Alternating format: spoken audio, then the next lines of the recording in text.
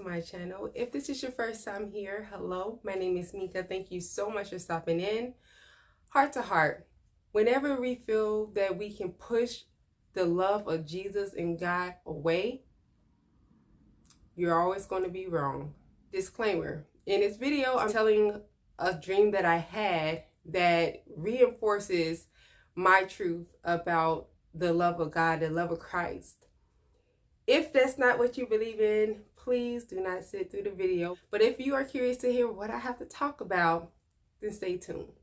So the other night I had a terrifying dream. It was a dream where I had to make a crucial decision on what to save. And it was definitely not easy. Let me rewind it to that night. So that night I was a little down because I knew that I had fallen off from my walk with Christ. The things that I used to be on fire for, the things I would get excited about, prayer time, reading the Bible, talking about God, talking about Jesus, watching spiritual videos and watching things that would feed my spirit for me to grow in my walk with Jesus. I would just sit for hours and feed off of whatever it is I could to learn more about Jesus, to learn more about my God. Well, lately I've been so busy between going on trips and trying to find my niche. You know, what is it that I want to do? Where is it that I'm going in life right now? Trying to figure things out. Then on top of that, my daughter's getting ready to turn 17 and I'm just like kind of in anxiety about that. And it's just so many things that had distracted me from the things that I was used to doing, the things that I was faithful to doing when it came to my belief in God and when it came to my walk with God and with Jesus. So I was thinking about that night. I ended up watching a TV show, nothing bad, nothing explicit, nothing vulgar, just a regular TV show. And then I just kept having the thoughts of, this is time you could be studying the word. This is time that you could be talking to Jesus. This is time that you should be giving your thanks to God for the things that you do have, for being able to watch this TV, giving thanks for your vision, giving thanks for you having a television, giving thanks for you being alive at this moment. And I kept thinking that, but I had this pull on me, like I felt too exhausted to pray. I felt too tired to get out of my comfort zone and give my worship to God. And I was wondering, like, why am I feeling like I'm struggling in this moment? But I kind of dusted it off, but I knew better. I know that was God talking to me, but I just was like making every excuse, like I'm just so tired. And then I wanted to finish the TV episode and it was late and I was like, I just want to just relax. So that night, I ended up going to sleep pretty late because I was into this TV series. When I went to sleep, I remember these voices of, you should feel ashamed, you know better, because I did not give that time to God. I literally took that time and just gave it to myself and gave it to worldly things and did not care. And it was like I was half asleep, half not. So I was aware of my blankets. I was aware of what my room was looking like. I was just aware, but I was also feeling like I was in the sleeping realm, if that makes sense. So I remember those voices going through my mind, but it was like I was tired. So it was like I didn't want to open my eyes. And so I finally drifted off to sleep some way. I don't know when, but I finally drifted off to sleep. I had this terrible dream that I was in an apartment. It was not my apartment. It was a different apartment somewhere. Furniture and everything was my furniture. It was in this apartment. So I was in this apartment, me and my daughter and my dog, which you've seen on my thumbnail. So I remember getting an alert on my phone. It was saying that everybody needed to evacuate the building because a fire had started in the complex. At first I was like, a fire? Like I didn't see anything. I remember stepping outside and it was like this balcony. I was standing over the balcony. I was looking down and there was some apartments down below me too. So I was looking and everything looked fine. A few minutes later, my daughter was like, Mom, I smell smoke. And I was just like, I didn't smell anything. So when we looked out the back windows, we seen like this huge engulfing, like a storm of fire. And so I was like, oh my goodness, like we need to get out. The walls and everything was hot. It was like my apartment was sweating. It was weird. And so my dog, she was laying by the front door and she was just laying there, like just calm and just looking up at us. We were rushing through, like, oh my God, we got to get out of here. And so I'm like, we have to go.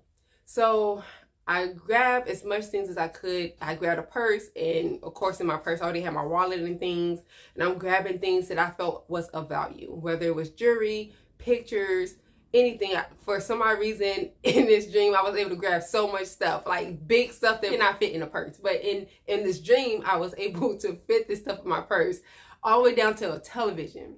So I grabbed it and I put it in this purse. And I'm like, grab my daughter. I'm like, get everything that you can. Grab as much clothes as you can. We got to get out of this apartment. So we go ahead. We're leaving the apartment. And my daughter goes, we can't leave Paris. That's my dog. I was like, we got to leave her. Because no matter what, like once we leave, if we go to family house or if we go to a hotel or wherever, we cannot take her. She's not going to be welcomed.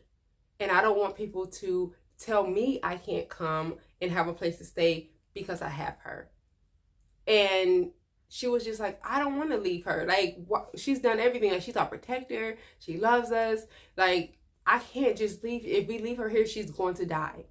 And I was like, well, she's just going to have to. And I felt so bad because that's like my daughter, you know, my fur baby. I've had her for years. In my sleep, I could feel myself like welling. And I was like, well, we're going to have to leave. And at this time, the back of our apartment is engulfed in flames. And I'm like looking at her and I'm like, you have to stay, you have to stay. And she did not get up and move, nothing. She just kept staring at me with these puppy dog eyes. And I was like, you have to stay because nobody's going to accept you. I was talking to the dog, so keep that in mind. I shut the door, and the way the apartment was, the front window set really low to the ground. So my curtains was open, so I just was staring at her outside the apartment. And I just kept saying, I'm sorry, I can't take you. And I kept hearing these voices like, you need to take her. She is the way. The apartment burst into flame and I'm screaming because I know now my dog is gone. So I'm like, oh my God, that the dog died. And I'm like, I'm still standing here. What did I do? And I felt instant dread. And I'm like, what am I going to do? I made this decision and here I got this worldly things on me that didn't really mean anything that I saved, but the one thing that loved me so much, I left her in this apartment and I watched her before my eyes explode from this house fire. So fast forward, I don't know what happened. It's kind of blank when I try to remember, but I remember this woman coming up to me and she had Paris. She was like, is this your dog? And I said, it is. And I'm looking so puzzled. I'm like, I literally just seen her burst in flames in that apartment. I seen her catch on fire. And she said, shame on you. And I remember just the pain like that I felt instantly when she said, shame on you, and the way that she looked. And it wasn't an evil look. It was just like a look of, how dare you? And I was like, I couldn't take her. Like, I'm trying to explain it. She said, there's nothing that you could say that will make this understandable. She says she's the only way. And so I'm like, okay, this is weird now. And so the dog, she was perfectly fine. She just gave me that same look. And so the lady put the dog down. She was like, she's always going to come back to you. And for you to have chosen other things above her, and for you to have pushed her to the side because of what other people would think or what other people would say, shame on you. And I know in that dream, my dog, even though the dream kept saying she, I know it was a representation of Jesus Christ.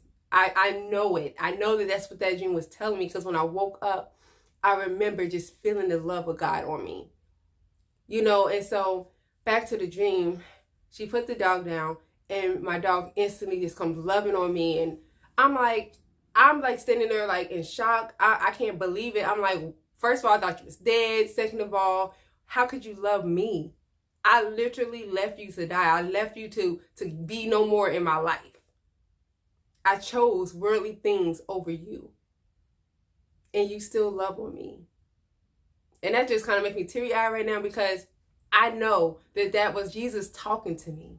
I remember that night I felt so ashamed, because you get caught in religion. You get caught in routine. And I was in routine. Okay, this hour is when I give to Jesus. Same routine every night. And I felt condemned because I did not give time to Jesus. I chose TV and rest over talking to Jesus and over giving my thanks and praise to God.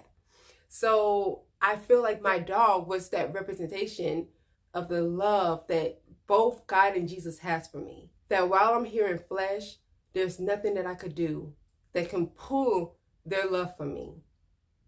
That was my understanding of that dream. But I wanted to share with you all because it's been on me. Satan did not want me to put this video out because when I tried to do it the first time, all kinds of things was bad. It was bad lighting.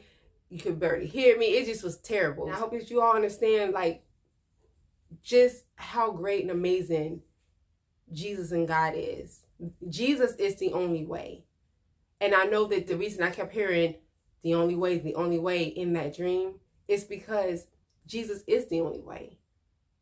And so don't ever get caught up and confused in that. Don't ever let the world make you think that, oh, you can do tarot, you can do new age and all this other stuff to get to God and to get into heaven. It's not even about getting to heaven. Don't focus on just getting to heaven. Focus on getting that relationship. I much rather have that relationship with Jesus and with God more than I do his things. I would want somebody to give it to you because you got your life together, because you got a house, or you got a nice car, or you got money, or whatever. I wouldn't want somebody to give it me for that reason. I want them to give it me because they love me, because they love my heart. They love who I am as a person. They want to be a part of my life on whatever level that is. So give the same back. We treat Jesus and God like they're just the key to us to have an amazing afterlife. But they're more than that. But that's just my testimony on my dream. And I just wanted to share it with you all and just give you something to think about. But you let me know what you think. Drop your comments in the comment box below. Or you can send me an email. Let me know what you think there. We can talk privately. Or if you want to share something and you want me to share it, or you're okay with me talking about it, I will do so on a video for you. Or you can give me a new topic to discuss. And if I feel that it's something that I can talk about, I will do so. But you let me know what you think. Please be polite and courteous in the comment box, because we are here to uplift one another and not to make anybody feel ashamed. Because some things people put, even if it's not relating to the content creator, some of the things that people put in people's comment boxes can be very offensive to somebody else. So let's try to keep it PG-13. And if you don't have anything nice to say, just go and pass. And if you do have something encouraging to offer to somebody who may be in need, who may be a baby Christian, who may be a non-believer, and you have something encouraging to offer, do that with love. But you go ahead and let me know what you think. Send me an email. We'll keep the conversation going, and we will talk next time. Bye.